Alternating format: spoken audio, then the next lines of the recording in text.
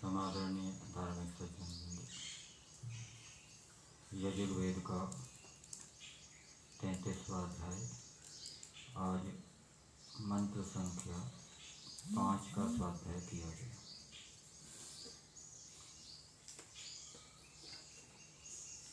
इस मंत्र का देवता है अग्नि और विषय के बारे में महर्षि दयानंद जी लिखते हैं,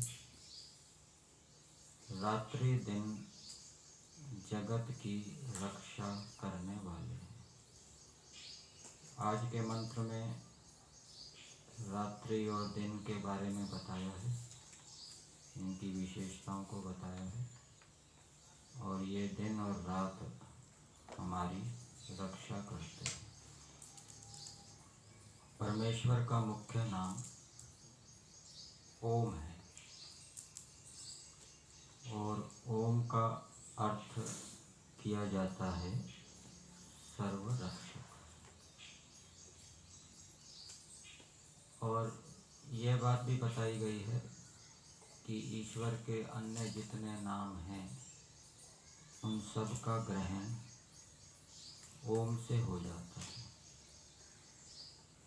महर्षि दयानंद जी भी पंचमहायज्ञ विधि में एक स्थान पर लिखते हैं कि ईश्वर के गुण और रचे हुए पदार्थ श्रेष्ठों की रक्षा करने वाले और दुष्टों का संताप देने वाले हैं।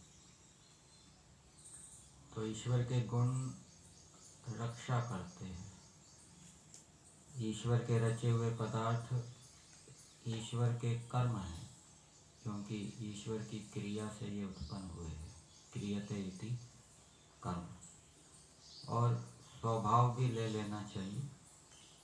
तो यहाँ से ये बात समझ में आती है कि ईश्वर के गुण, ईश्वर के कर्म, ईश्वर का स्वभाव अथवा ईश्वर के गुण और रचे हुए पदार्थ श्रेष्ठों की रक्षा करते हैं, दुष्टों का संताप देते हैं। तो ओम का जो अर्थ सर्वरक्षक किया जाता है और ओम के कहने से ईश्वर के सभी नामों का ग्रहण हो जाता है। तो और जितने भी नाम हैं जो गुणों के आधार पे है, जिनको गौणिक नाम कहते हैं, कर्मों के आधार पे है जिनको कार्मिक नाम कहते हैं, और स्वभाव के आधार पे है जिनको स्वाभाविक नाम कहते हैं, उन सब का ग्रहण ओम से हो जाता है। और ओम परमेश्वर का मुख्य और निज नाम बताया गया है। प्रधान नाम भी इसको कहते हैं। जैसे लोक के अंदर हम देखते हैं व्यक्ति का प्रधान नाम होता है, कोई मनोज है, कोई रमेश है, कोई आलोक है, और गुण और कर्मों के आधार पे और संबंधों के आधार पे भी नाम होते हैं। किसी को मामा कह देते हैं, किसी को ताऊ कह देते हैं, किसी को चाचा कह देते हैं, किसी को डॉक्टर कह देते हैं, किसी को इंजीनियर कह देते हैं, किसी को ड्राइवर कह देते हैं। ये संबंधों के आधार पे हो गए, गुण कर्मों के आधार पे हो गए। गुणों के आधार पे भी हो जाते हैं, ये गोरा है, वो गोरा, वो गोरे, वो काले, इधर आ। लेकिन मुख्य नाम क्या है? वो जो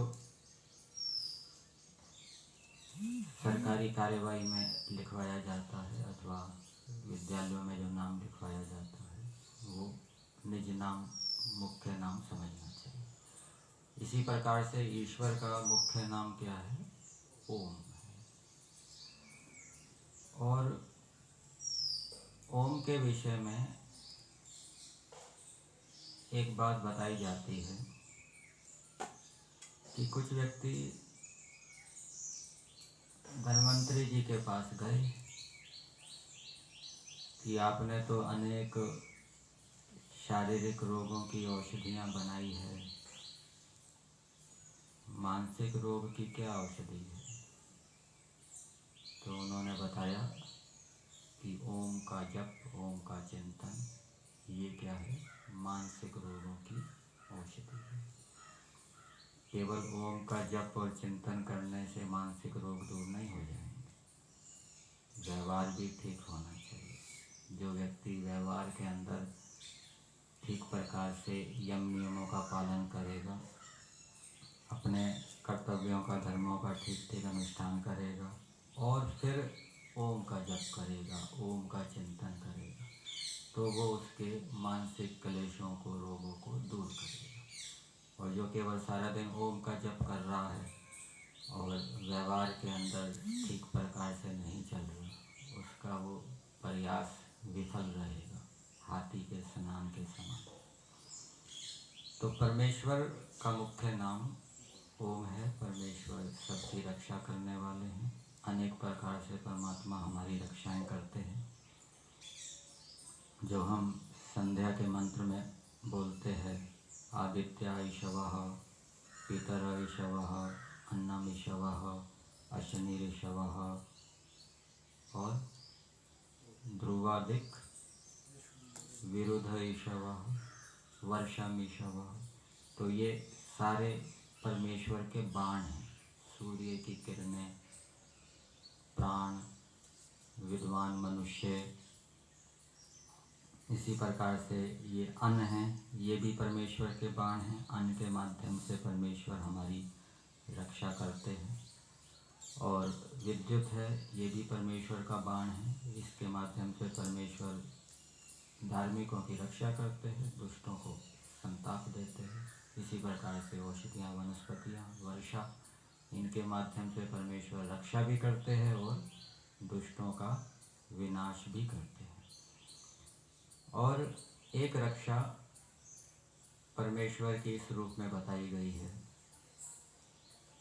कि हम जीवात्मा अल्पज्ञ हैं। हम एक दिन में कौन कौन से कर्म करते हैं, शरीर से, वाणी से, मन से, हम उसका हिसाब नहीं रख सकते, हम उनको याद नहीं रख सकते। लेकिन परमेश्वर हमारे प्रत्येक कर्म का हिसाब रखता है।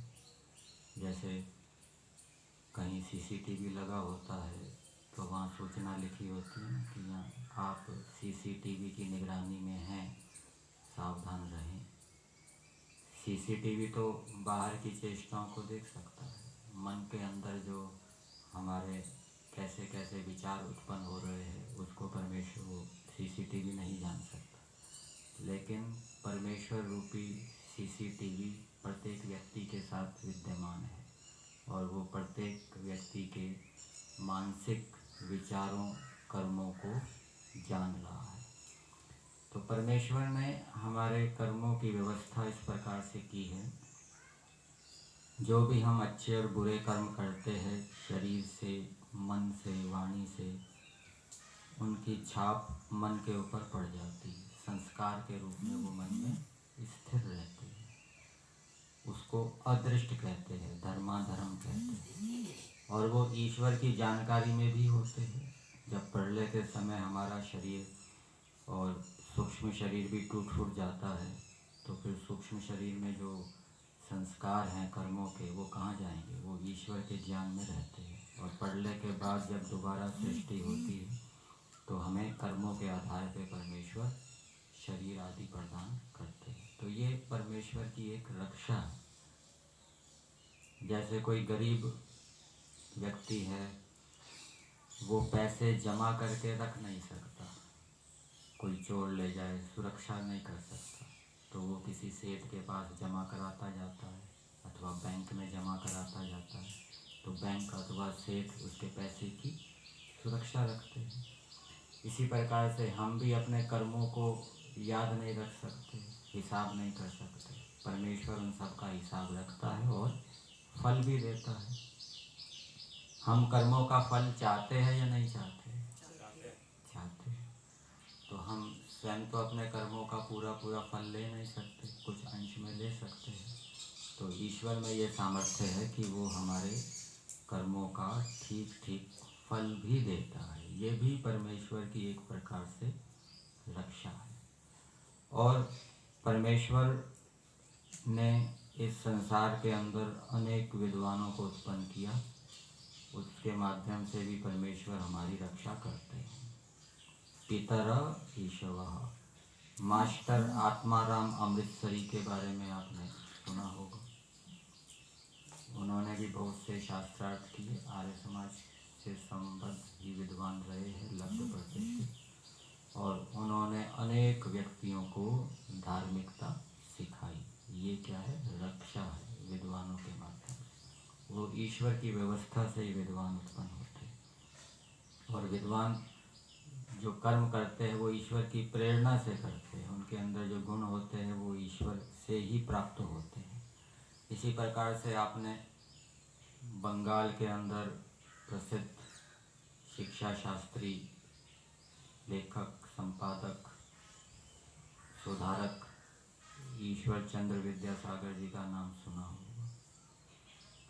उन्होंने विधवा विवाह 18वीं सदी में, जब हिंदू समाज में विधवाओं की स्थिति बहुत अच्छी नहीं थी, तो उन्होंने विधवा विवाह के समर्थन में लोकमत तैयार किया और 1856 में विधवा विवाह कानून पारित करवाया। इसी प्रकार से स्वामी श्रद्धानंद जी हैं, उन्होंने भी आश पाठ विधि को क्रियात्मक रूप दिया। कहाँ पे? हरिद्वार में, कांगड़ी गांव में, गुरुकुल कांगड़ी के। तो इस रूप में ये विद्वान हमारी रक्षा करते हैं। अनेक क्रांतिकारी उत्पन्न हुए, उन्होंने देश की रक्षा के लिए अनेक कष्टों को सहन किया, बलिदान दिए। सावरकर के विषय में आपने सुना होगा। तो वो जब अंडमान निकोबार में थे, काला पानी जिसको कहा जाता था, तो वहाँ राजबंदियों को बार बार सत्यार्थ प्रकाश पढ़ने की प्रेरणा देते थे, ऐसा बताते हैं। तो ये सत्यार्थ प्रकाश एक महत्वपूर्ण ग्रंथ है, वो क्रांतिकारियों का भी प्रेरक रहा है। इस रूप में परमेश्वर हमारी रक्षा करते हैं। और परमेश्वर ने ये वेदों का ज्ञान दिया, वेदों के ज्ञान के माध्यम से भी हमें ईश्वर हमारी रक्षा करते हैं।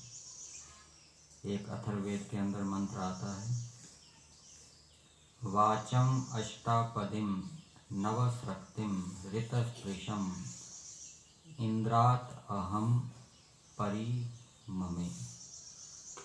एक विद्वान साधक व्यक्ति कह रहा है कि मैंने वेद रूपी वाणी को परमेश्वर से प्राप्त किया है, अर्थात इसका अर्थ किया है कि मैंने उसके रहस्य को परमेश्वर की कृपा से जाना है। और वो वेद रूपी वाणी कैसी है? अष्टापदिम, अष्टाध्यायी होती है। अष्टाध्यायी मतलब 8 अध्याय वाली, और अष्टापदिम मतलब 8 पदों वाली। 8 पद कौन से हैं वो बताए गए हैं। नाम, आख्यात, उपसर्ग और निपात, 4 हो गए। नाम के भी 2 विभाग किए हैं। नाम में कुछ नाम जातिवाचक होते हैं, कुछ नाम व्यक्तिवाचक होते हैं। जातिवाचक के अंदर गुणवाचक नाम भी आ जाएंगे। आख्यात भी 2 प्रकार के होते हैं। कौन से? परस्मैी पद और आत्मनेय पद।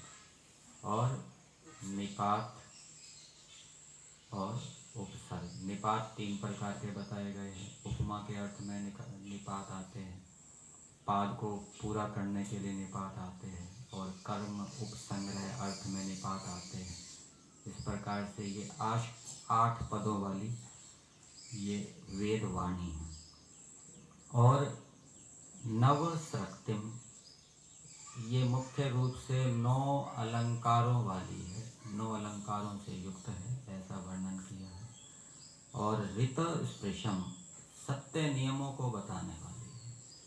सृष्टि के जो सत्य नियम हैं वो हम वेद के बिना नहीं जान सकते। तो ऐसी वेदवाणी को एक विद्वान व्यक्ति कह रहा है, इंद्रात अहम परिममे, इंद्र परमेश्वर से मैंने इस वेदवाणी को प्राप्त किया है, अर्थात उसके रहस्य को जाना है।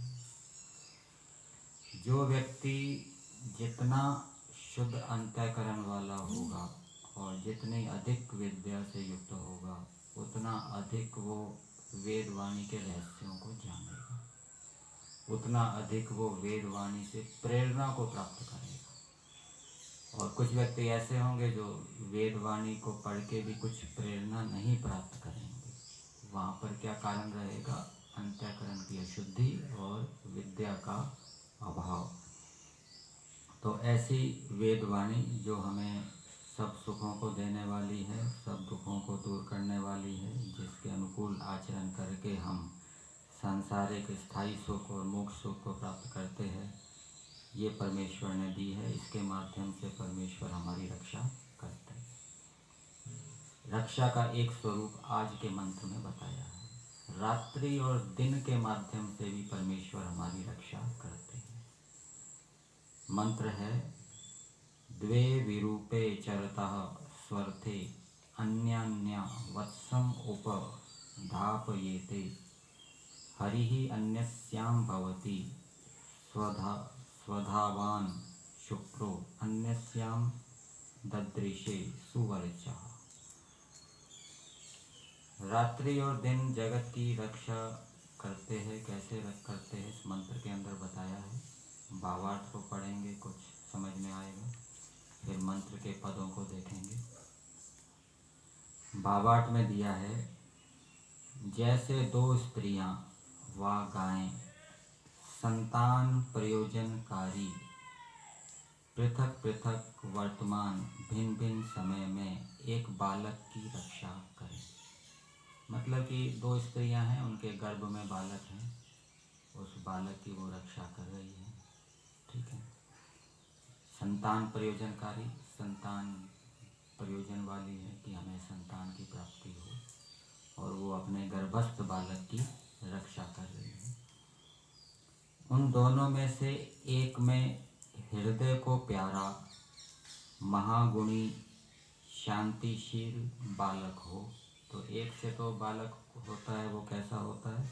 हृदय को बड़ा प्यारा होता है, महागुणी बड़े बड़े गुणों वाला होता है और शांत होता है। ये चंद्रमा के रूप में है। चंद्रमा भी ऐसा ही है, वो बालक है। किसका बालक है? वो रात्रि रूपी स्त्री का बालक है। रात्रि में वो उत्पन्न होता है। वो प्रिय है। चंद्रमा को देखकर हमारा मन प्रसन्न हो जाता है, एकाग्र हो जाता है। तो इसलिए चंद्रमा हमें क्या है? प्रिय होता है। छोटे छोटे बालक चंद्रमा को देखते हैं, चंद्रमा को देखकर प्रसन्न होते हैं। चंदा मामा आ गया बोलते हैं ना, उसको मामा कहते हैं। और दूसरी में शीघ्रकारी तेजस्वी शत्रुओं को दुखदाई बालक होवे। और दूसरी स्त्री से भी बालक होता है, और वो कैसा होता है? शीघ्रकारी। ये सूर्य के रूप में कहा है। दूसरी स्त्री दिन के रूप में है। दिन में, दिन रूपी स्त्री के अंदर सूर्य रूपी बालक उत्पन्न होता है, उसको शीघ्रकारी कहा है। शीघ्रकारी किस रूप में कहा है? हो सकता है वो चंद्रमा या पृथ्वी से अधिक गति से घूमता हो, इस दृष्टि से उसको शीघ्रकारी कहा हो। तेजस्वी, तेजस्वी तो होता है, उसका प्रकाश बड़ा तेज होता है। चंद्रमा में भी जो प्रकाश है वो उसका अपना नहीं है, वो भी सूर्य के प्रकाश से प्रकाशित होता है। एक किरण बताई गई है निरुक्त के अंदर, उस किरण का नाम बताया है। वो किरण चंद्रमा में जाती है, उस चंद्रमा से वो प्रकाशित होता है। और शत्रुओं का दुखदाई, ये शत्रुओं को दुख देने वाला है। शत्रु रोगाणु कीटाणु के रूप में है, उनको वो मारता है, पीड़ित करता है। वैसे भिन्न भिन्न स्वरूप वाले दो रात्रि दिन, वैसे ही रात्रि और दिन भी स्त्रियों के समान हैं, और दोनों के स्वरूप अलग अलग हैं। रात्रि का स्वरूप अलग है। रात्रि में अंधेरा होता है, दिन में प्रकाश होता है। रात्रि में प्राणी प्राय सो जाते हैं, दिन में कर्म करते हैं। ठीक है, रात्रि हमें विश्राम देने के लिए है, दिन क्या है, कार्य करवाने के लिए है। ये भिन्न भिन्न स्वरूप वाले हैं। और रात्रि में ये औषधियाँ वनस्पतियाँ भी बढ़ती हैं ना। हम चंद्रमा से जो रस आता है औषधियों में, उससे वो बढ़ती हैं। तो भिन्न भिन्न स्वरूप वाले दो रात्रि दिन अलग अलग समय में एक संसार स्वरूप बालक की पालना करते हैं। तो ये संसार की रक्षा कर रहे हैं। दिन संसार की रक्षा कर रहा है। संसार की रक्षा कर रहा है मतलब संसार के अंदर रहने वाले प्राणियों की रक्षा कर रहा है। दिन होता है तो सभी प्राणी अपने अपने भोजन के लिए निकल पड़ते हैं, भोजन कमाते हैं, खाते हैं, अपने प्रयोजनों को सिद्ध करते हैं। ये क्या है, रक्षा है। और रात होती है तो थक जाते हैं, विश्राम चाहिए, फिर से शक्ति चाहिए। तो रात्रि भी विश्राम देती है, फिर से शक्ति देती है। तो ये रात्रि भी संसारस्थ प्राणियों की रक्षा करती है और दिन भी क्या है, संसारस्थ प्राणियों की रक्षा करते हैं। किस प्रकार रक्षा करते हैं, एक तो प्रकार मैंने आपको बता दिया। यहाँ पे दूसरा प्रकार बताया है, रात्रि अमृत वर्षक चित्त को प्रसन्न करने वाले चंद्रमा रूप बालक को उत्पन्न करके। तो रात्रि चंद्रमा को उत्पन्न करके हमारी रक्षा करती है। चंद्रमा को देखकर हम शांत हो जाते हैं, हमारे क्लेश कष्ट दूर हो जाते हैं। चंद्रमा से हमें अनेक प्रकार की लाभदायक किरणें प्राप्त होती हैं, वो हमारे लिए उपयोगी होती हैं। और दिन रूप स्त्री तेजोमय सुंदर प्रकाश वाले सूर्य रूप पुत्र को उत्पन्न करके, और दिन सूर्य को उत्पन्न करके हमारी रक्षा करते हैं। सूर्य होता है, सूर्योदय होता है तो उसके प्रकाश में हम अनेक प्रकार के काम कर पाते हैं। और उसके प्रकाश से फिर ये जो पौधे हैं, पेड़ पौधे, ये अपना भोजन आदि बनाते हैं। हम भी उसके प्रकाश से लाभान्वित होते हैं, सूर्य का सेवन करते हैं। सूर्य का सेवन भी हमारे लिए लाभदायक होता है। अब मंत्र के शब्दों को पदार्थ के माध्यम से देखते हैं। परमेश्वर कह रहे हैं मनुष्यों को संबोधित करते हुए, हे मनुष्यों, जैसे स्वर थे, ये सु है, सु अर्थ है, अर्थ कहते हैं प्रयोजन को, सुंदर प्रयोजन वाले। तो दिन और रात दोनों का अच्छा प्रयोजन है, ठीक है। इनका अपना प्रयोजन क्या है, तो जड़ है, वो ईश्वर का ही प्रयोजन है, रक्षा करना। तो सुंदर प्रयोजन वाली दो विरूपे भिन्न भिन्न रूप की स्त्रियां, मतलब कि ये दिन रात चरतः भोजन आदि आचरण करती है। तो दिन हमें भोजन आदि देता है, रात्रि में भी हमें विश्राम मिलता है। और अन्य एक एक अलग अलग समय में वत्सम निरंतर बोलने वाले एक बालक को उपधापयते निकट कर दूध पिलाती है।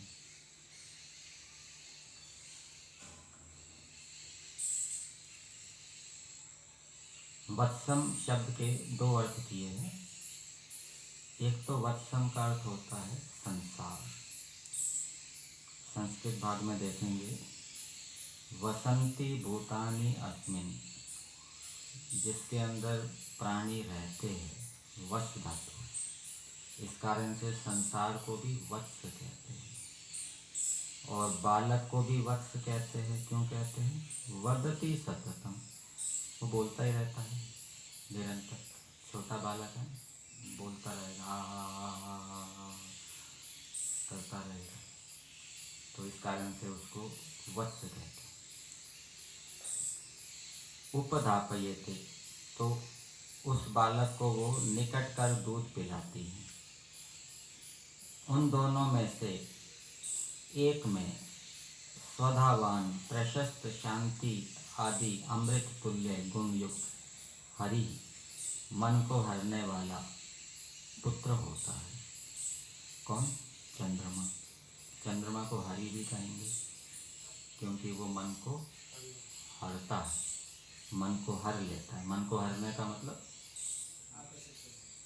दूसरे विषयों से हर लेता है, अपनी ओर आकर्षित कर लेता है।